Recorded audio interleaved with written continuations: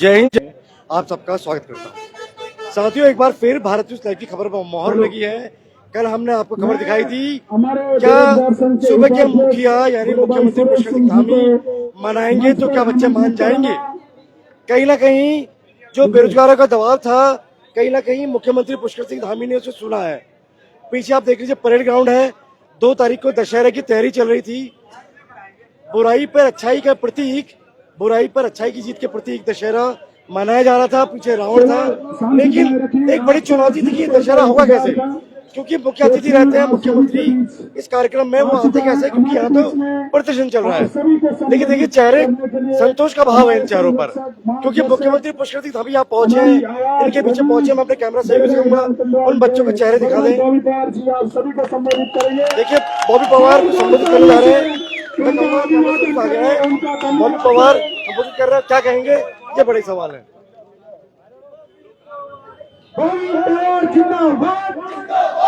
देख लीजिए, नारे गूंज रहे हैं, क्योंकि मुख्यमंत्री पुष्कर सिंह धामी खुद यहाँ पहुंचे हैं। उन्होंने सीबीआई जांच की संस्तुति दी है। पीछे कहूंगा कैमरा में दिखा दे। ये 4 मांगे थी, ये 4 मांगे थी, जिसमें से मुख्य मांग थी कि सीबीआई जांच हो। सरकार एसआईटी पे अड़ी हुई थी। बेरोजगारों का कहना था कि भाई एसआईटी पर विश्वास नहीं है। देख लीजिए, मैं पीछे आता हूँ एक बार, थोड़ा सही कहूँगा, पीछे थोड़ा नाराज है। बॉबी मसला है जो हल हो नहीं सकता, मांग मान ली गई। सीबीआई जांच की जो बात थी, जिसपे आप डटे हुए थे, वो मांग ली गई है। कहीं ना कहीं तो युवा बेरोजगारों के दबाव काम आया, कहीं ना कहीं सूबे के मुख्यमंत्री, और ये एक ऐतिहासिक धरना रहा है। क्या कहेंगे इस पर? बिल्कुल, ये युवाओं की जीत है और युवाओं को इस जीत का श्रेय जाता है। अगर धरना स्थल पर आकर किसी मुख्यमंत्री को सीबीआई जांच की सिफारिश करनी पड़ रही है, तो इससे बड़ी जीत युवाओं की कभी नहीं हो सकती। और ये हमारा पुराना सपना था, बहुत पहले से हमने इस लड़ाई को लड़ा था सीबीआई जांच के लिए। हम 2 साल धरना स्थल पर बैठे एकता विहार में, उसके बाद अभी भी चल रही थी। तो बहुत खुशी की बात है कि प्रदेश के अंदर एक एक युवा जो लड़ा, ये उसकी जीत है। और जो मुकदमे ला दिए गए हैं, जो बेरोजगारों पे जो मुकदमे लाते हैं, वो भी सवाल है।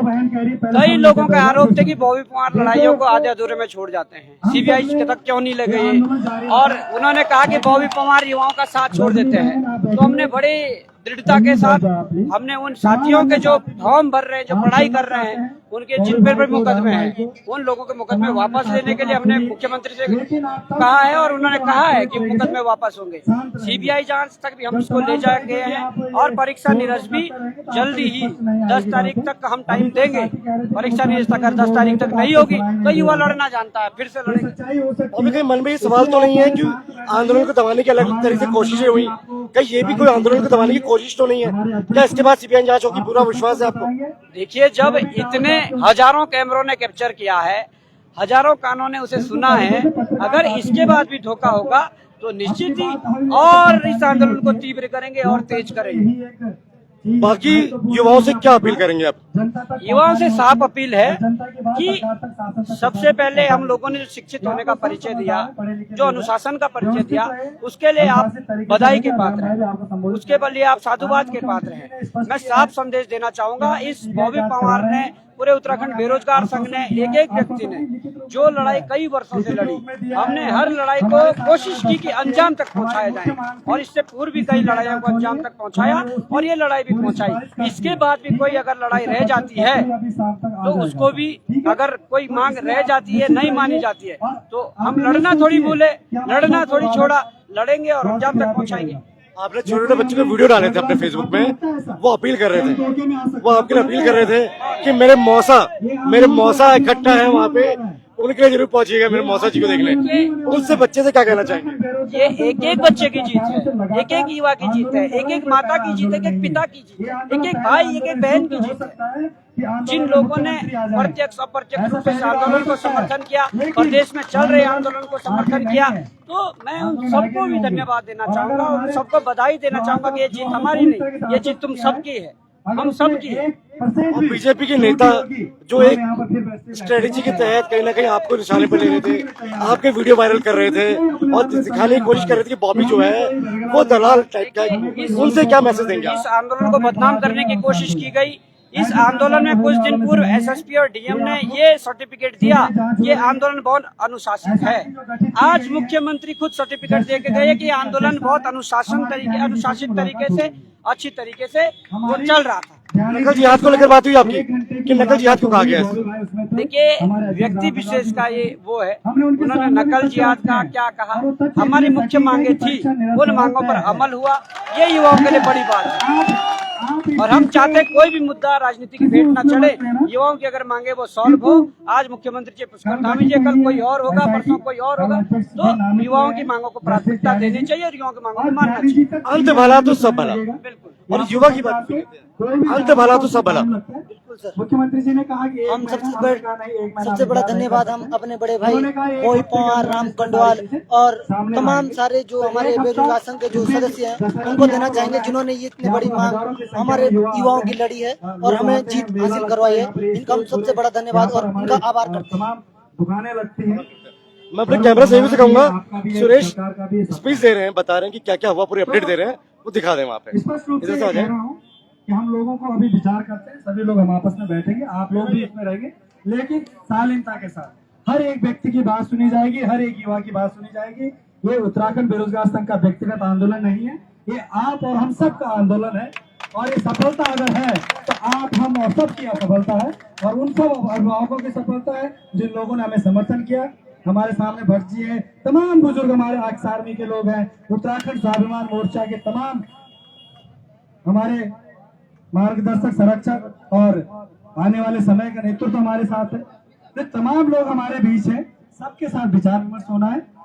जहां तक हमारे पास इससे पूर्व तमाम आंदोलन हमने किए, तमाम मुकदमे हम पर भी हैं और हमारे साथियों पर भी हैं जो परीक्षाओं में बैठ रहे हैं।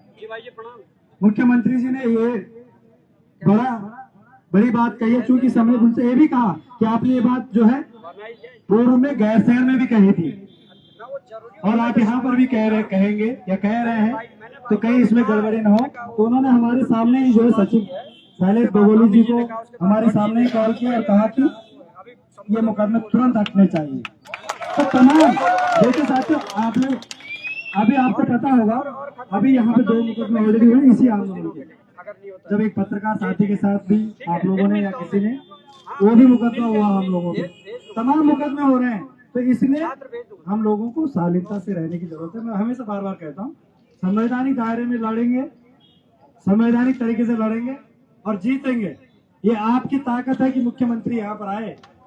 आज तक नहीं आए कभी कोई मुख्यमंत्री किसी आंदोलन में, ये बात हम लोगों को स्वीकारनी चाहिए। और जहां तक किसी भी बात में जो हमारा, उन्होंने कहा कि ये जो हमारे तमाम साथी जो आरक्षी भर्ती नियमावली में संशोधन की मांग कर रहे थे उम्र सीमा को लेकर, उसके साथ भी हमने स्ट्रिक्टली उनसे कहा है और उन्होंने कहा कि आप हमारे सचिव के साथ बैठिए, शैलेश बगोली जी के साथ बैठिए, तमाम अन्य अधिकारियों के साथ बैठिए, हम इस पर भी समाधान करेंगे। यानी कि हम वो मांग उनसे मना के रहेंगे। आप लोगों को सिर्फ अनुशासित तरीके से रहने की जरूरत है। जब तक हम कहें, हम अपनी व्यक्तिगत विशेष मांग को लेकर आपको कभी इनवाइट नहीं करते। आपकी मांगे होती है, आप लोगों की प्रॉब्लम्स आती है, तभी हम आप लोगों से कहते हैं। आप ऐसा मत सोचिएगा कि हमारा कोई इससे स्वार्थ होने वाला है। हम भी आपकी तरह ही पढ़ने वाले छात्र हैं और आप पता कर सकते हैं, मैं एक स्वयं में एक PhD स्कॉलर हूँ गुरुवार यूनिवर्सिटी में। तो ऐसा मत सोचे कि राजनीतिकरण कर रहे हैं, ऐसा बिल्कुल हमारा उद्देश्य नहीं है। बस युवाओं का अहित नहीं होना चाहिए, ये हमने स्पष्ट पहले भी किया था, आज भी कर दिया है जब जा रहे थे, और अगर फिर मिलेंगे तो भी करेंगे कि युवाओं का अहित किसी भी कीमत पर बर्दाश्त नहीं करेंगे, तो नहीं करेंगे। ठीक है, तो हमारे राम भाई विस्तृत रूप से बताएंगे, जहाँ कहीं हो आप आए और हमारे सभी साथियों को संबोधित करें।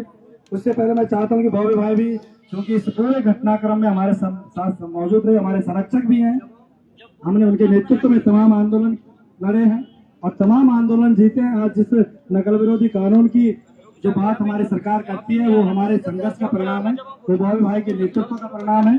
और आज अगर यहाँ पर मुख्यमंत्री पुष्कर सिंह धामी जी आए हैं, तो ये भी उत्तराखंड बेरोजगार संघ के नेतृत्व का परिणाम है कि उनको यहाँ पर आने को मजबूर हुआ है। इन तमाम घटनाक्रम में बॉबी भाई हमारे संरक्षक के रूप में हमारे साथ थे। तमाम जो मीटिंग थी उसके डेलीगेशन के रूप में बॉबी भाई हमारे साथ मौजूद थे। तो मैं चाहूंगा कि बॉबी भाई आए और उसके बाद राम भाई आप लोगों को बताएंगे और फिर हम एक छोटा सा डिस्कशन करेंगे। आपस में विचार विमर्श करेंगे और उसके बाद हम निर्णय लेंगे। धन्यवाद। बहुत बहुत धन्यवाद सुरेश भाई। मैं चाहता हूं कि युवा साथी इन बातों को जरूर ध्यान से सुने। आज जिस प्रकार से उत्तराखंड राज्य बनने के बाद से हम लोगों ने भी दर्जनों आंदोलन करे इन 7-8 वर्षों में, पर कभी इस प्रकार की घटना नहीं हुई, इस प्रकार का वक्त नहीं आया कि युवा साथियों का संघर्ष हो रहा हो और जिससे डिमांड हो रही थी वो खुद धरना स्थल पर आकर उन्होंने डिमांड को पूरा किया या डिमांड पर बात की। अब कुछ टेक्निकल चीजें उस पर बात करते हैं। ये उत्तराखंड बेरोजगार संघ जब से बना, जब हमें इसे नेतृत्व करने की जब हमें मौका मिला, वो दिन फरवरी 2018 था और अपने इस संघर्ष में सबसे पहला आंदोलन 26 मार्च 2018 को सचिवालय कूच के रूप में किया गया था। बहुत से लोग हैं यहाँ पर जो उसके साथी हैं, जो उसके साक्षी हैं, आंदोलनकारी मंच से भी आए हैं बहुत सारे लोग। उस दिन भी बहुत ज्यादा भीड़ की तादाद थी और जैसे होता आया है आंदोलनों में, अराजक तत्वों ने पथराव किया, लाठीचार्ज हुई और हमारे कम से कम 10 से 11 साथी घायल हुए और एडमिट हुए। सरकार के जो पुलिस है उनके भी कुछ लोग चोटिल हुए। यह सिलसिला जब आगे बढ़ता गया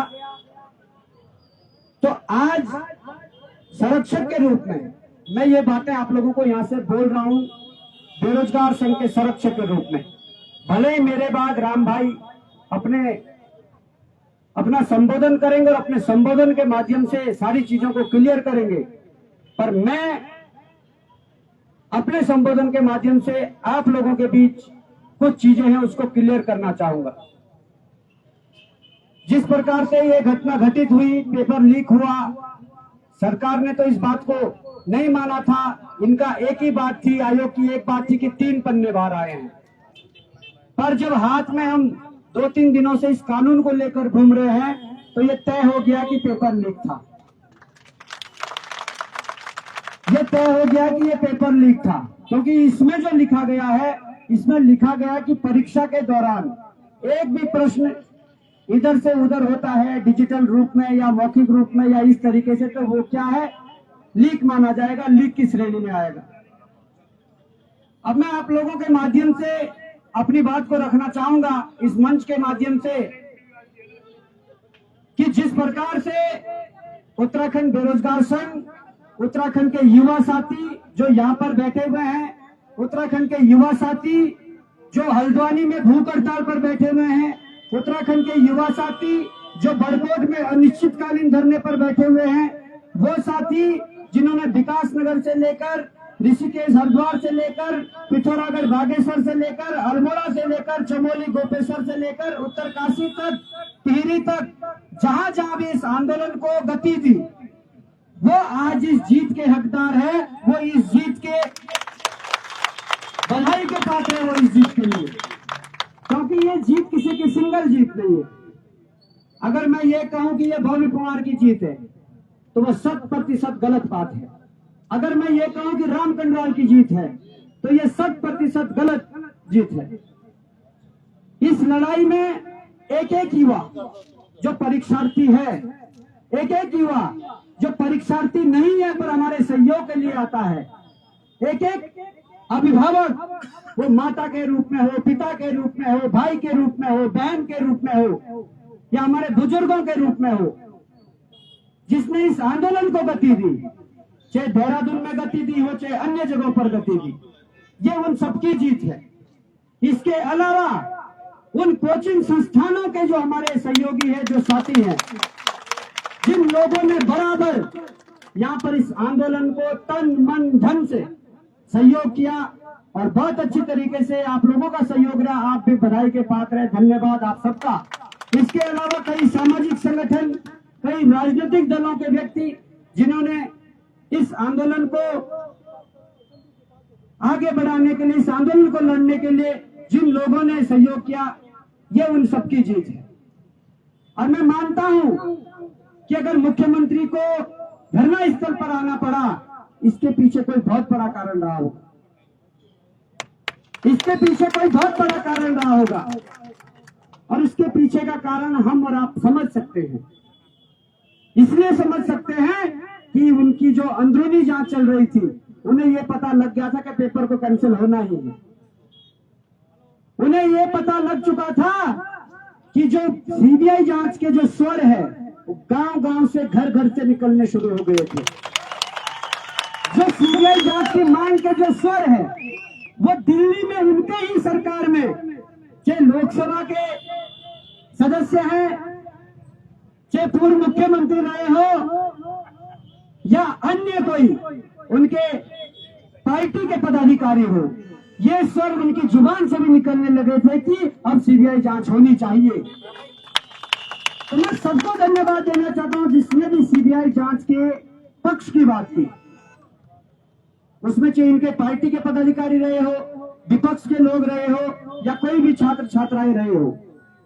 अब बात यहां पर यह आती है कि यहां पर हजारों कैमरों की निगरानी में, हजारों आंखों की निगरानी में, हजारों कानों की निगरानी में, हजारों कानों ने सुना है जो बोला गया है। अगर इसके बाद भी धोखा होता है, अगर इसके बाद भी धोखा होता है, तो बेरोजगार संघ या ये युवा कोई ऐसा नहीं कि इनकी शक्ति खत्म कर दी गई है। मैं सरकार को चेताना चाहता हूं, ऐसा नहीं है कि हम आपका मान सम्मान नहीं रख रहे हैं, ऐसा नहीं है कि हम आपकी बात नहीं मान रहे हैं। हमें खुशी है कि जिस सीबीआई जांच के संघर्ष के लिए हम लोग लंबे समय से लड़ रहे थे, 2 साल तो एकता विहार के नाले में गुजारी, ये सपना था कि सीबीआई जांच हो, और हम लोगों ने इसलिए इस मांग को प्राथमिकता दी। और ये सीबीआई जांच के पीछे और भी तर्क है। कई लोग कटाक्ष करते थे, गौरव पवार, बेरोजगार संघ क्यों पीछे हट जाते हैं हर बार सीबीआई जांच से। तो ये उन लोगों के लिए तमाचा है कि हम लोगों ने तो यहां आकर घोषणा करवाई है कि सीबीआई जांच होगी। दूसरी सबसे बड़ी बात, लोकतांत्रिक व्यवस्था में अपनी बात को मजबूती से रखने का हर एक व्यक्ति को अधिकार है। और ये उत्तराखंड की भूमि है, देवभूमि है। यहाँ के युवाओं ने अपने पूर्वजों से सीखा है, यहाँ के युवाओं ने अपने आंदोलनकारी माता पिता से सीखा है कि आंदोलन अपने हकों के लिए कैसे किए जाते हैं। उन आंदोलनों में कभी युवाओं को डराने के लिए, धमकाने के लिए मुकदमे लगा दिए जाते हैं। कई लोग कटाक्ष करते थे कि ये लोग आधे अधूरे में छोड़कर चले जाते हैं और युवाओं का भविष्य खराब होता है। तो हम लोगों ने वो भी साबित करके दिखाया। अगर किसी पढ़ने लिखने वाले युवा पर मुकदमा है, अगर किसी भी युवा पर मुकदमा है जो फॉर्म भर रहा है, जो पढ़ाई कर रहा है, वो युवा हमें सूची दे सकता है, अपने नाम दे सकता है, उनके मुकदमे वापस लेने की घोषणा यहाँ से हुई है। इसके अलावा आरक्षी भर्ती जो सबसे बड़ी, इसमें वर्दीधारी जो आते हैं, चाहे पुलिस हो, चाहे आबकारी हो, या अन्य जो चीजें हैं जो इसमें भर्तियां हैं, उसमें जो इन्होंने संशोधन करके जो एज लिमिट को जो घटाया था, उस संबंध में बात की गई है कि उसमें बेरोजगार संघ आगे की लड़ाई लड़ेगा और आप लोगों को माननी पड़ेगी। उसमें भी उसका जिक्र हुआ है। बात रही पेपर कैंसिल होने की, बात परीक्षा को कैंसिल होने की है, तो मैं बताना चाहता हूं, परीक्षा तो तब कैंसिल हो चुकी है जब आप लोगों ने नकल रोधी कानून बनाया है। पढ़े लिखे छात्र हैं, शाम तक एक एक के व्हाट्सएप पर यह चीज पहुंच दी जाएगी, ये पीडीएफ पहुंच दी जाएगी, और इस पीडीएफ में 5वां जो क्लॉज है जिसमें यह दर्शाया गया है कि पेपर लीक होता क्या है, किस श्रेणी में पेपर लीक को रखा गया है। तो ये कानून उनका इस परीक्षा को निरस्त करने के लिए काफी है। पर इसके अलावा मैंने आज उठते ही 8 बजे जो एसआईटी की हेड है जुलाल जी, उनको कॉल किया। मैंने कहा मैं मिलने आ रहा हूं, आप कहाँ हैं, कुछ बातें रखनी है। उन्होंने कहा हम टिहरी जा रहे हैं, वापस जब आ जाएंगे तब मिलेंगे। हमने उसके बाद दूसरा कॉल उन्हें किया जिन्हें रिटायर्ड जज के रूप में यूसी ध्यानी जी को यहाँ पर रखा गया है। उनके सामने ये देकर आए और उनको पढ़ा कर आए हैं। उन्होंने इस बात को स्वीकारा है कि हाँ, अगर ये घटना हुई है जो इसमें लिखी है, मतलब अगर पेपर परीक्षा से बाहर आया है, कक्ष से बाहर आया है और कक्ष से बाहर से फिर अंदर गया है, डिजिटल रूप में पेपर वायरल हुआ है, तो इस श्रेणी में आता है, वो पेपर लीक की श्रेणी में आता है। इसके अलावा हमने कल शाम को नैनीताल में हाईकोर्ट के कुछ जो वकील अधिवक्ता साथी है हमारे, जो हमारे केस कुछ लड़ते रहते हैं, उन तक ये बात पहुंचाई तो उनका कहना है कि स्पष्ट रूप से ये पूरा कानून उस बात का समर्थन कर रहा है, परीक्षा निरस्त करने का समर्थन कर रहा है, पेपर लीक का समर्थन कर रहा है, ये कानून की लीक हुआ है। हमने ये बात कही, आने से पहले हमने कहा कि हमारी मांगे पूरी होनी चाहिए। मुख्यमंत्री महोदय का ये कहना था कि मेरे हाथ में जो है, मैं यहाँ पर हजारों कैमरों के सामने बोलकर जाऊंगा और करके दूंगा, और उन्होंने संस्तुति के लिए लेटर पर लिखा भी है। उन्होंने कहा कि मैं मुख्यमंत्री पद पर जरूर हूं, पर जो प्रक्रिया पेपर कैंसिल करने की है, आयोग के अध्यक्ष के संवाद के माध्यम से वो निकलना है और उसमें उस चीज को साझा किया जाएगा। पर आज की डेट में जब ये परीक्षा जांच के दायरे में है, तो आयोग भी इतना स्वतंत्र नहीं है कि वो संवाद जारी कर दे। उनके लिए यहाँ से पहले रिपोर्ट जाएगी, जिस रिपोर्ट के लिए वो 1 महीने का समय मांग रहे थे, और हम लोगों ने निवेदन किया कि 1 महीना नहीं, आप जांच कर लीजिए, जांच के लिए 1 महीना लगे, 2 महीना लगे, 3 लगे, पर इतने जो तथ्य हैं वो आपको 2 से 4 दिन में मिल जाएंगे। इसलिए हम हफ्ते भर का टाइम देते हैं कि हफ्ते भर में ये लेटर यहाँ से आयोग पहुंचे और आयोग संवाद जारी करे कि पूरी तरीके से परीक्षा की शुचिता भंग हुई है, पूरी तरीके से परीक्षा पेपर लीक की श्रेणी में आई है, और पेपर निरस्त करके पुनः महीने भर, 1.5 महीने या 2 महीने के अंदर अंतराल में उस परीक्षा को पूर्ण किया जाए। अब बात यह है क्योंकि हम भी वो लोग हैं जो बार बार छले गए हैं, क्योंकि दूध का जो जला होता है ना, वो छाछ को भी फूंक फूंक के पीता है, ये बात तो सबको पता है। जो दूध का जला होता है वो छाछ को भी फूंक फूंक के पीता है। इसलिए मैं एज ए संरक्षक उत्तराखंड बेरोजगार संघ ये बात कहना चाहूंगा, डिसीजन राम भाई, सुरेश भाई, बेरोजगार संघ की टीम और आप लोग जो अभी अभ्यर्थी हैं, डिसीजन वो लेंगे, पर मैं एज ए संरक्षक इस बात को कह सकता हूं कि प्रदेश के सबसे श्रेष्ठ पद पर बैठा हुआ यदि कोई व्यक्ति आपके स्थल पर पहुंचा है, आपसे बात की है, हजारों कैमरों के सामने, हजारों आंखों और हजारों कानों के सामने अगर उनकी बात देखी गई, सुनी गई, तो उनके मान सम्मान के लिए मैं कहूंगा डिसीजन आप लोग लेना जो करना है। पर मैं कहना चाहूंगा आंदोलन तो खत्म नहीं करना है, आंदोलन खत्म नहीं करना है, पर हाँ, आंदोलन को स्थगित किया जा सकता है। एक डेट तय की जा सकती है कि इस दिन तक अगर परीक्षा निरस्त नहीं होती है तो इस प्रकार का आंदोलन दोबारा भी खड़ा हो सकता है और लड़ा जा सकता है। मैंने अभी हल्द्वानी के अपने साथियों को कॉल किया जो भूख हड़ताल पर बैठे हैं, उनको भी मैंने यही कहा कि आप लोग आंदोलन पे अभी बैठे रहिए। राम भाई जो अध्यक्ष है बेरोजगार संघ के, वो जब संबोधन करेंगे आपको लाइव के माध्यम से जोड़ा जाएगा और आपको कॉल किया जाएगा। बड़कोट में जो बैठे हुए लोग हैं उनसे संपर्क किया गया कि आपको लाइव के माध्यम से जोड़कर आपके संपर्क किया जाएगा। पर मैं यही कहना चाहता हूं, अगर इतना बड़ा कदम मुख्यमंत्री जी ने उठाया है, यहां तक आए हैं, सीबीआई जांच की संस्तुति के लिए आदेश दिए हैं, तो एक डेट तय कर लेते हैं। मुझे लगता है ज्यादा देर भी नहीं होनी चाहिए, 10 तारीख के आसपास तक की डेट तय कर लो। 10 तारीख तक के, तब तक दशहरा भी बीत जाएगा, तब तक और रणनीतियां भी आ जाएगी, और जिसके पास जो तथ्य हैं, एसआईटी, सीबीआई जो भी आती है, उनके सक्षम रखने के लिए बेरोजगार संघ माध्यम से आप रख सकते हैं। पर मेरा सुझाव है कि 10 तारीख के आसपास तक की डेडलाइन तय की जाए। ऑफिशियल जो भी होगा राम भाई बोलेंगे 10 तारीख रख रहे हैं, 9 तारीख रख रहे हैं, 8 तारीख रख रहे हैं। तब तक यदि परीक्षा निरस्त नहीं हुई तो 10 के बाद 11वीं तारीख होगी, या 9 के बाद जो 10वीं तारीख होगी, तब कोई कॉम्प्रोमाइज नहीं किया जाएगा, तब फिर से आंदोलन होगा।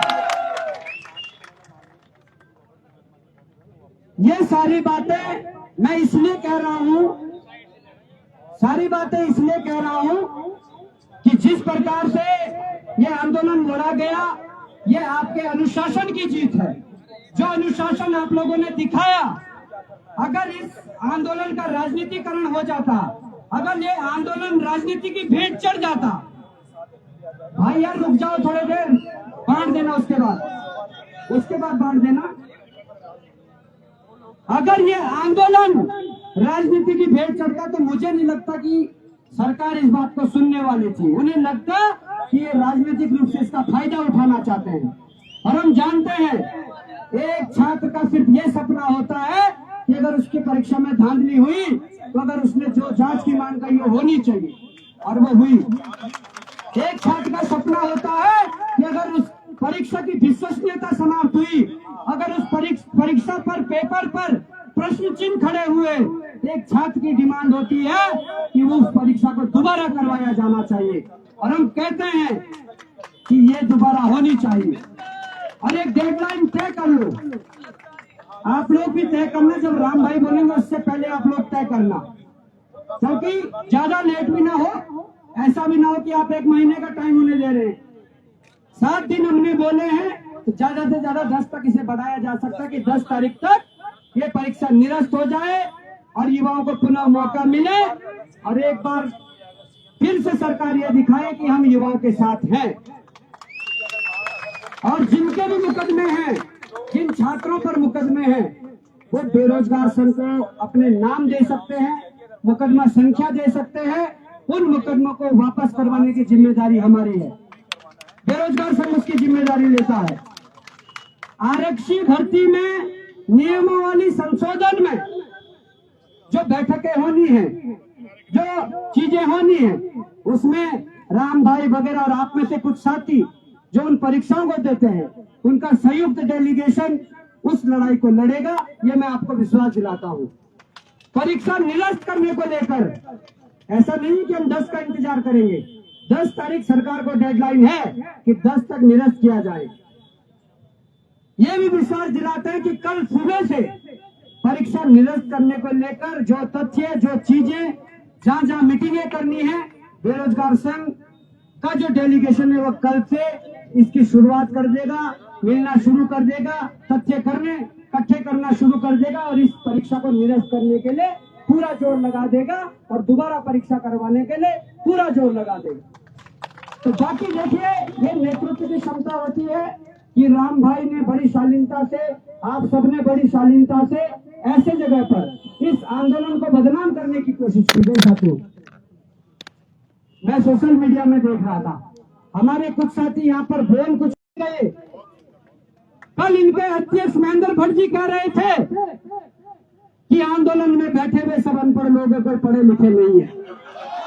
पर सुनो साथियों, सुनो, महेंद्र भट्ट जी ये बात कह के गए, पर उसका प्रमाण आज प्रदेश के मुख्यमंत्री देकर गए कि इससे अनुशासित आंदोलन, इससे सभ्य आंदोलन, इसका परिणाम मुख्यमंत्री देकर गए कि महेंद्र भट्ट जी आप गलत बोल रहे हैं, यहाँ सब पढ़े लिखे लोग हैं, अनुशासित लोग हैं। और 4 से 5 दिन पहले हमने कहा था अपने एक संबोधन में, वो वीडियो आपको मिल जाएगा, हमने कहा था कि सत्ताएं भी झुकती है, व्यक्ति भी झुकता है, सरकारें भी झुकती है, पर क्या झुकाने वाले होने चाहिए, झुकाने वाले होने चाहिए। इनकलाब जिंदाबाद, जिंदाबाद, जिंदाबाद, इनकलाब जिंदाबाद, जिंदाबाद, जिंदाबाद। सरफरोश की तमन्ना अब हमारे दिल में है, देखना है जोर कितना बाजुए का दिल में है, की तमन्ना अब हमारे दिल में है, देखना है जोर कितना बाजुए का दिल में है। वक्त आने दे बताएंगे तुझे भी आसमां, वक्त आने दे बताएंगे तुझे भी आसमां, हम अभी से क्यों बताए क्या हमारे दिल में है, क्या हमारे दिल में है। तो बहुत ज्यादा मतलब ये पॉजिटिव संदेश है कि आप लोगों का संघर्ष खत्म नहीं हो रहा है, आप इस धरने को समाप्त नहीं कर रहे हैं। हाँ, उस पद और प्रतिष्ठा का मान सम्मान रखते हुए कुछ दिनों के लिए धरने को स्थगित किया जा सकता है और करना भी चाहिए। पर ये लोग कहते हैं ना, एक वो मूवी थी सनी देओल की, उसमें वो डायलॉग है, तारीख पे तारीख नहीं भाई, वो कहता है कि हमने हथियार छोड़े हैं, चलाना नहीं मिला है। ठीक है, सनी देओल कहता है कि हमने सिर्फ हथियार छोड़े हैं, चलाना नहीं बोले। तो सरकार बिल्कुल भी इस चीज को हल्के में न ले। ये लोग आंदोलन करना जानते हैं, ये लोग आंदोलन को अंजाम तक पहुंचाना जानते हैं। ये पढ़े लिखे युवा है, सभ्य है, शालीन है, अनुशासित है। तो मैं यही कहना चाहूंगा कि ये युवा अपनी लड़ाई लड़ना जानते हैं। अगर इनके साथ धोखा करने की कोशिश की, अगर इनके साथ छलावा करने की कोशिश की, तो मैं कहना चाहता हूं कि आंदोलन फिर खड़ा होगा और फिर लड़ा जाएगा। पर मुझे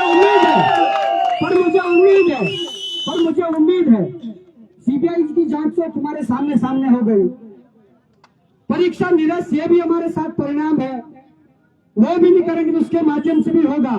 पर मुझे उम्मीद है ये मांगे होंगी, नहीं होंगी। बॉबी पवार पूर्व में भी आपके लिए लड़ता आया है, वर्तमान में भी लड़ रहा है। कल यहाँ रहे, किसी पद पर रहे, किसी सत्ता में रहे, किसी विपक्ष में रहे, बॉबी पवार की शुरुआत एक विद्यार्थी से जब उसने शुरू किया संघर्ष, तो बॉबी पवार तब से लेकर और जब तक इस शरीर में सांस है तब तक युवाओं के साथ रहेगा, तब तक युवाओं की लड़ाई लड़ेगा।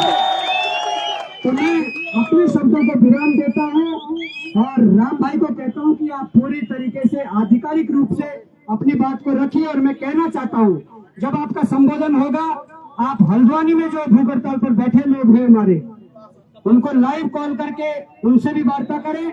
बड़कोट में जो बैठे हुए लोग हैं उनसे भी वार्ता करें और अपने संबोधन के दौरान ये चीजें करें। आधिकारिक रूप से इस चीज को इन युवाओं के माध्यम से, इन युवाओं के सहयोग से इस आंदोलन की क्या गति देनी है, कैसा आगे रणनीति रहनी है, आप क्या करने वाले हैं। इस बीच में 10 तारीख तक का जो टाइम दिया जा रहा है, उस बीच में बेरोजगार संघ क्या करने वाला है आप लोगों के लिए, इस परीक्षा को निरस्त करवाने के लिए या और मांगों के लिए, वो भी भली बात ये आप मैं चाहता हूं कि आप अपने संबोधन में रखें।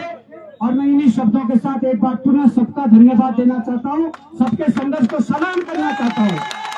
और हमारे साथ इस लड़ाई में पूर्व सैनिक, पूर्व फौजी, हमारे कर्नल साहब से लेकर हमारे कैप्टन साहब से लेकर तमाम एक्स सर्विसमैन, इन्होंने पहले संघर्ष सरहदों पर किया था इस देश की सुरक्षा के लिए। जब युवाओं पर यहाँ पर संकट आया तो बड़ी बखूबी तरीके से पूर्व सैनिकों ने बहुत अच्छे तरीके से इस चीज का एक मैसेज दिया कि जब युवा सड़कों पर होंगे, वो युवाओं के साथ उनकी परछाई बनकर, उनके अभिभावक बनकर आशीर्वाद के रूप में वो खड़े रहेंगे। मैं एक बार सलाम करना चाहता हूँ सारे पूर्व सैनिकों को, वो स्वाभिमान मोर्चा से जुड़े हुए सैनिक हो या अन्य सैनिकों, में सबको सैल्यूट करता हूं जो पहले दिन से और अंतिम दिन तक यहाँ पर डटे रहे और इस लड़ाई को अंजाम तक पहुंचाने में बेरोजगार संघ की मदद की। जय हिंद, जय भारत, जय उत्तराखंड। बहुत बहुत धन्यवाद।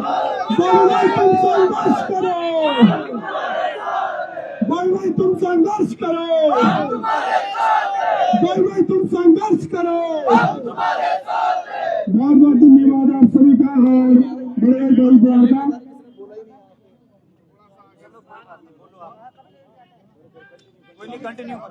सभी लोग प्लीज मंच पे जगह दे दीजिए, प्लीज थोड़ी सी जगह दे दीजिए। हमारे बीच में आप सभी को संबोधित करने राम भाई आएंगे, लेकिन उससे पहले एक हमारे बीच में बहुत बड़ी शख्सियत मौजूद है। बली जिन्ना जी जनगीत आप सभी के बीच गाएंगे। यदि हमारे बीच में है तो प्लीज मंच तक आए। और मैं सभी उन तमाम साथियों का धन्यवाद करूंगा। हमारे स्वाभिमान मोर्चा के जितने भी पदाधिकारी उनका जोरदार तालियों से स्वागत करें। उन्होंने बहुत सहयोग हमारे लिए दिया है, वो चाहे पूर्व सैनिक हो, वो चाहे आंदोलनकारी हो। हमारे बीच में बड़े भाई बैठे तिरुवन चौहान जी हो, जोरदार तालियों से उनका अभिवादन करें, धन्यवाद करें। हमारे बीच में मोहित इमरी जी हो, नमन चंदोला जी हो, लुसन टोडरिया जी हो, बहुत इनकी पूरी टीम हमारे सहयोग के लिए दिन रात हमारे साथ रही। जोरदार तालियों से इनका अभिवादन करें। ज्यादा औपचारिकताओं में ना जाते हुए मैं सीधा आमंत्रित करता हूं बड़े भाई राम कंडोली का। जोरदार तालियों से स्वागत करें। तुम संघर्ष करो, तुम संघर्ष करो। राम कंडोल जिंदाबाद, राम कंडोल जिंदाबाद, बेरोजगार संघ जिंदाबाद। बहुत बहुत धन्यवाद बड़े भाई राम कंडोल।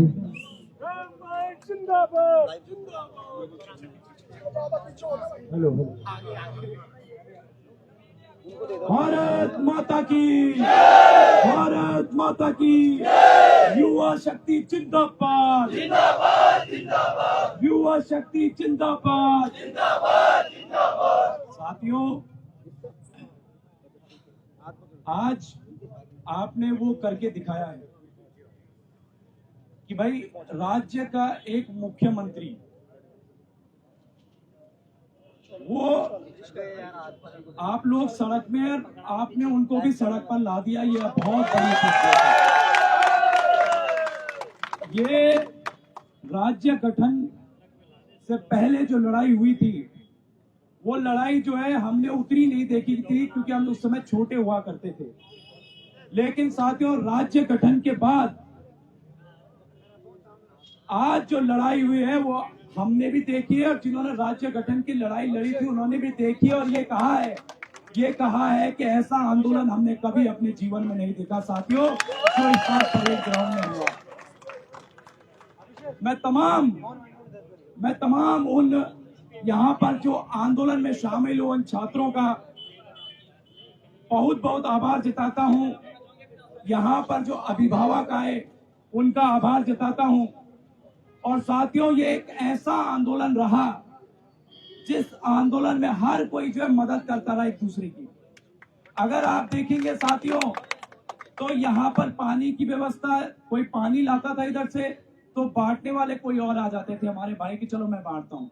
बहुत अच्छी बात हुई ऐसे आंदोलन की। दूसरी बात, कोई खाना खिलाने का भी कोई और आ जाता, नहीं यार आज मैं खिलाता हूँ खाना, आज मेरा दिन है, मैं खिला देता हूँ। तो वो सारी चीजें हुई। यहाँ पर कोई राशन पहुंचा रहा है, कोई केले बांट रहा है, कोई सेब बांट रहा है। तो ऐसा आंदोलन साथियों हमने नहीं देखा कि जो आज आप युवाओं ने करके दिखाया। साथियों, मैं उन प्रदेश के तमाम युवाओं से भी, जो प्रदेश के युवा सड़कों पर उतरे, उनको भी कहना चाहता हूं कि आपकी वजह से भी, सिर्फ परेड ग्राउंड की वजह से नहीं, बल्कि आपकी वजह से भी एक मुख्यमंत्री जी को यहाँ पर आना पड़ा। ये आप सब लोगों की ताकत की साथियों। हमारे साथी भूपेंद्र कोरंगा जो 6 दिन से भूख हड़ताल पर बैठे थे साथियों, 6 दिन बहुत होते हैं, 6 दिन से वो भूख हड़ताल पर थे और आज जो है उनको जबरन जो है उठाया जाता है। लेकिन भूपेंद्र कोरंगा जी के लिए भी एक जोरदार तालियां होनी चाहिए साथियों, जोरदार तालियां होनी चाहिए साथियों। जहां तक इन मांगों की बात है तो साथियों, पर्टिकुलर अगर मैं अपने व्यक्तित्व के लिए बात करूं तो मैं वो व्यक्ति हूं साथियों जिसको माइक का शौक नहीं है। मतलब मैं माइक का शौक ज्यादा नहीं पालता हूं कि मुझे बोलना ही बोलना है। और मैं जो है, आप कई लोग लड़के मुझे यहाँ पर लगे थे कि राम भाई यहाँ पर दिखने रहे, आगे कहाँ होंगे, कहाँ गए हैं। तो साथियों, आपके इन्हीं मांगों के लिए इधर उधर दौड़ रहे थे। यहाँ पर जो है युवाओं को खड़ा करके हम जो है भाग लेते। मैं ये भी कहना चाहता हूं साथियों कि बहुत सारे युवा पूरे प्रदेश में एक ही मांग चल रही थी। भाई बॉबी पवार को उसके 3 पन्ने मिल जाते हैं और अच्छी बात ये होती है कि हम वहां पर प्रेस कॉन्फ्रेंस में पहले से ही किसी मुद्दे को लेकर बैठे होते हैं, क्योंकि हमने हाकम सिंह को अंदर करवाया था तो हम वहां पर प्रेस कॉन्फ्रेंस कर रहे थे। इस बीच जो है हमें पता चलता है कि भाई ये तो पेपर लीक हो गया है। इसके बाद जो हमने पूरे प्रदेश के युवाओं को, राज्य की जनता को ये बताया कि इस सरकार में आपका ये पेपर लीक भी हो गया है साथियों। और उसके बाद उसी समय हमने ये ऐलान कर दिया था कि कल से जो है हम परेड ग्राउंड में तंबू लगाकर बैठेंगे साथियों, कल से बैठेंगे। और यही हुआ, प्रदेश के तमाम युवा यहां पर तंबू लगा के बैठ गए। और इस बात का साथियों हम लोग आज कह सकते हैं कि आज इस आंदोलन का 8वां दिन है और 8वें दिन में 30,000 से युवा परेड ग्राउंड पहुंचे अपनी मांगों के लिए साथियों। 30,000 से ज्यादा युवा ये इसलिए पहुंचे क्योंकि साथियों यहां पर असली और नकली का सवाल भी हो गया था। इस सरकार ने जो सारी चीजें रची उसके बाद यहां पर ये हो गया था कि यहां पर असली छात्रों को पहुंचना है और असली छात्रों ने अपनी ताकत दिखाया। 30,000 युवा जो है परेड ग्राउंड में पहुंचे। ये बहुत बड़ी उपलब्धि है साथियों, आप सबके लिए, हम सबके लिए। संयुक्त स्नातक स्तरीय परीक्षा साथियों कैंसिल होनी ही है। इस परीक्षा को दोबारा होना ही है। और अगर आज आपका ये भाई राम कंडवाल ये शब्द कह रहा है तो कुछ सोच समझ कर ही कह रहा होगा। आज अगर हम कुछ ये चीजें कह रहे हैं तो सारे तथ्यों के आधार पर कह रहे होंगे। मुख्यमंत्री जी ने पहले कहा था कि एसआईटी की जांच आने दो 1 महीने में, उसके बाद जो हम ये परीक्षा को निरस्त कराएंगे। लेकिन जब हमने सारे तथ्य सब कुछ निकाले और उसके बाद जो हमने मुख्यमंत्री जी के समक्ष ये सारी चीजें रखी और हमने इनके नकल रोधी कानून का क्लॉज नंबर 5 वो निकाला, जिसमें साफ स्पष्ट लिखा हुआ है कि अगर एक प्रश्न भी किसी परीक्षा का, एक प्रश्न भी अगर बाहर आता है तो यह परीक्षा लीक मानी जाएगी साथियों, लीक मानी जाएगी। और वैसा ही हुआ। इसके तो 3 पन्ने बाहर हुए हैं तो फिर इसको तो साथियों लीक ही करार देना चाहिए और इसको कैंसिल करा देना चाहिए, ऐसा जो है हमने कहा है। आज हम जो है सेवानिवृत्त जो जज हैं ज्ञानी जी, उनसे भी मिलकर आए हैं। मुख्यमंत्री जी से मिलने से पहले 2 घंटे तक हमने उनसे मुलाकात की है और उनको भी हमने ये सारे क्लॉज दिखा दिए हैं, सारी चीजें दिखा दी है। और आपका ये भाई ऐलान करता है जिस प्रकार से हमने ऐलान किया था जिस दिन परीक्षा निरस्त हुई थी कि आप अगले दिन परेड ग्राउंड पहुंच जाइए। अगर जो इन्होंने हमसे वादा किया, अगर 10 से 12 दिन के भीतर ये परीक्षा निरस्त नहीं होती है तो फिर जो हम अभी इनको बता रहे थे ना कि पूरे प्रदेश का युवा जो है परेड ग्राउंड में आ जाएगा, ऐसी ही एक महारैली का ऐलान जो है हम कल कर देंगे। अगर 10 दिन का टाइम एक सीमा दे देंगे कि 10-12 दिन इनको हम सीमा दे देते हैं और अगर ये परीक्षा निरस्त नहीं होती है तो फिर साथियों मुख्यमंत्री आवास का घेराव किया जाएगा, बहुत बड़ी संख्या पर मुख्यमंत्री आवास। और हमें करेंगे कि युवाओं की पहली डिमांड भी है सीबीआई और इस स्नातक स्तरीय परीक्षा को निरस्त कराना। साथियों ये जो आप देख रहे होंगे कि कई लोग हमारे साथ जो आंदोलनों में आते हैं, प्रदर्शन करने आते हैं, उन युवाओं को एक डर भी लगता है कि कहीं यार मेरे पास मुकदमा नहीं हो जाए, कहीं ये सारी चीजें ना हो जाए। तो जिन भी अभ्यर्थियों पर मुकदमे हुए हैं उनके मुकदमे भी वापस जो है मुख्यमंत्री ने इसका ऐलान कर दिया। साथियों ये जो सिपाही वाली परीक्षा है, अभी इन्होंने क्या किया है कि पुलिस कांस्टेबल की आयु सीमा इन्होंने जो है 3 साल बढ़ाकर इन्होंने 25 साल कर दी और बाकी सारी सिपाही लेवल की परीक्षा इन्होंने जो है घटा दी उनकी। तो हमने मुख्यमंत्री के सामने कल भी रखी थी ये बात और आज भी यहाँ पर हमने मांग रखी है। और जिस दिन मैं पहले दिन मिलने गया था मुख्यमंत्री जी से, उस दिन भी हमने ये मांग रखी थी कि सिपाही भर्ती जो पड़ रही है, मैं ये चाहता हूं साथियों, दशहरा भी है और सारी चीज, अभी बॉबी भाई भी कह रहे थे कि कल से जो है हमारा एक प्रतिनिधि मंडल इनके साथ टीमें एक एसआईटी के साथ जाएगा और एक सेवानिवृत्त जो जज है उनके साथ जो है हमारी टीमें जाएंगी। तो बॉबी भाई मैं आपको आश्वासन दे रहा हूं अभी कि ये जो टीम आप कह रहे हैं ये टीम अभी मैंने पीछे बनकर बना भी दी है, जो कल उनके साथ जाएगी साथियों, कल से उनके साथ लग जाएगी। इस टीम का हमने ऐलान भी कर दिया है, पीछे बनकर अभी जो रणनीति थी वो सब बनकर तैयार हो चुकी है, तो वो काम भी हमारा हो रहा है साथियों। तो फिलहाल मैं ये कहना चाहता हूं कि इस धरने को साथियों फिलहाल स्थगित, मुझे लगता है कि हमें करना चाहिए स्थगित, धरना समाप्त नहीं करना है, स्थगित फिलहाल कुछ दिनों के लिए किया जा सकता है। और उसके बाद जो मैंने कहा आपसे कि 10 दिन में अगर ये इस परीक्षा को निरस्त नहीं करते हैं तो इसको लेकर जो है या तो यहीं पर तंबू गाड़ दिया जाएगा या तो मुख्यमंत्री आवास किया जाएगा। ये भाई आपके साथ है, मरते दम तक आपके साथ है, जब तक सांस है तब तक आपके साथ है साथियों। इसको लेकर हम ये सारी चीजें आगे कराएंगे। मैं एक बार पुनः सभी प्रदेश के युवाओं का बहुत बहुत आभार जताता हूं, बहुत बहुत धन्यवाद करता हूं। मैं अपनी टीम का भी बहुत धन्यवाद करता हूं, जिसमें भाई सुरेश सिंह हमारे उपाध्यक्ष, भाई विशाल चौहान है देहरादून के अध्यक्ष हैं, ये बेरोजगार संघ से बिट्टू भाई हमारे, और ये तमाम जो जस्सी चौहान जी हैं, तमाम जो हमारे लोग हैं, इन्होंने बहुत यहाँ पर मेहनत की आप लोगों के लिए, रात भर तक सारी बैरिकेडिंग को देखते थे, हर चीज करते थे। हमारे भाई हैं, ये तमाम जो भाई लोग हैं, इनकी वजह से ये आंदोलन जो है आज यहाँ पर खड़ा हुआ।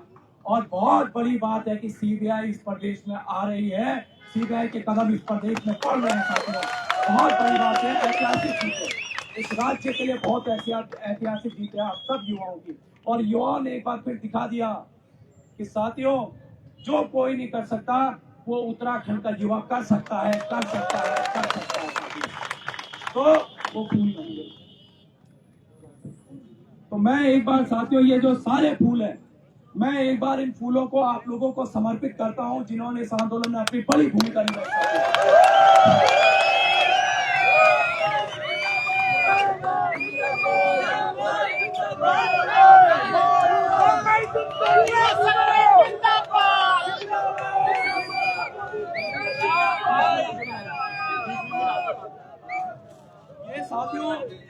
ये साथियों पीछे ये साथियों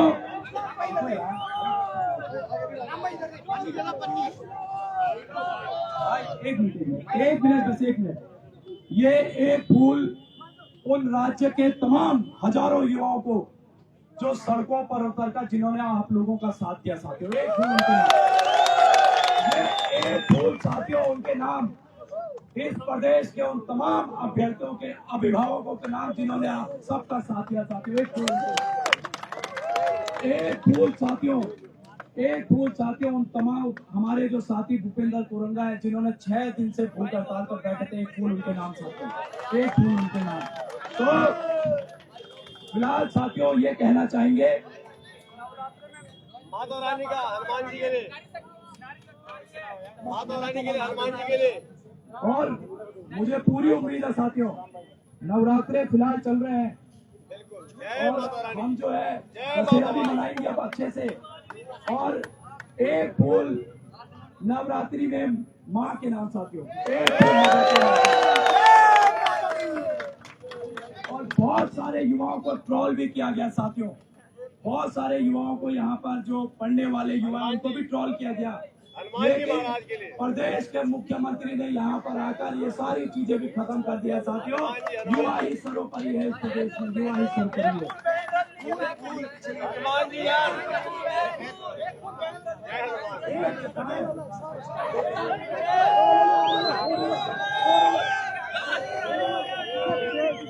ये फूल बहन रजनी के नाम,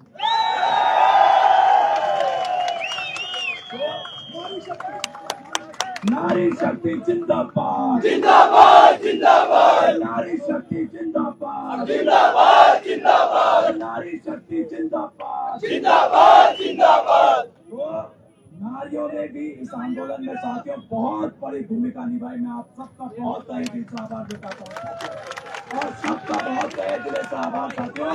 और मिलेंगे साथियों, और फोन करते रहना अपने भाई को, व्हाट्सएप करते रहना अपने भाई को कि क्या हुआ, इस मान का क्या हुआ, ये परीक्षा कब मिला स्टोरी है, हम आपको बताएंगे साथ में ये परीक्षा कब मिला स्टोरी है।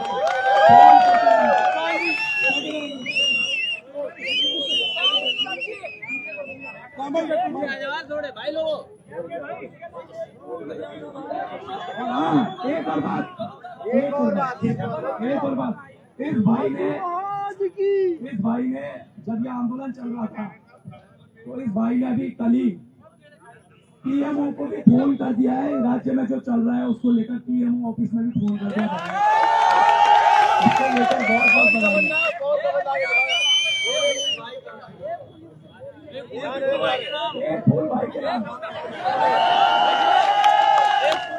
आपका बहुत आभार, बहुत धन्यवाद। मिलते हैं साथियों, धरना फिलहाल स्थगित किया जाता है। आगे बढ़िए, अपने घर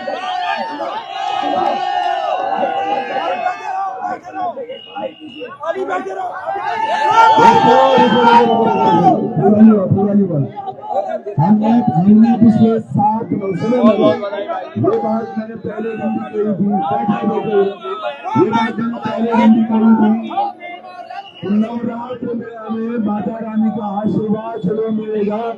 हम माता रानी की आरती के बाद ही हम जाएंगे। हम अभी माता रानी की आरती करने वाले, और भोजन भी है अभी हमारे पास। दोस्तों आप सब लोग बैठिए, प्लीज बैठिए।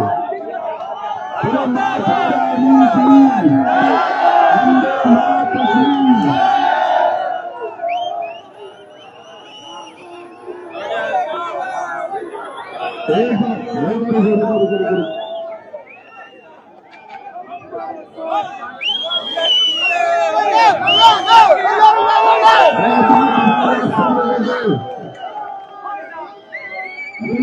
आपका संघर्ष है, निश्चित रूप से आप सबका संघर्ष है, और आज अगर गांधी जी झुके हैं तो केवल आप लोगों की वजह से। और यकीनन ये लड़ाई निरंतर जारी रहेगी, ये लड़ाई जारी रहेगी लास्ट तक, ये लड़ाई जारी रहेगी। बैठो।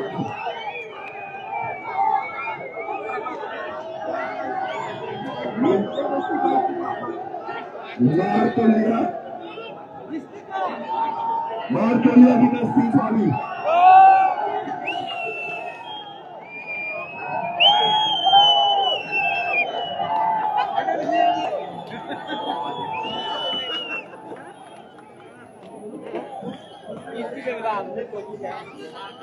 साथियों हमारे पास चाय पानी बन रहा है, उससे पहले प्रसाद के रूप में लेंगे। मैं चाहता हूँ हम माता रानी का आशीर्वाद जरूर पूर्ण करें। आज अष्टमी भी है, आज माता रानी की अष्टमी का व्रत भी है, और अष्टमी लगी अष्टमी लगी।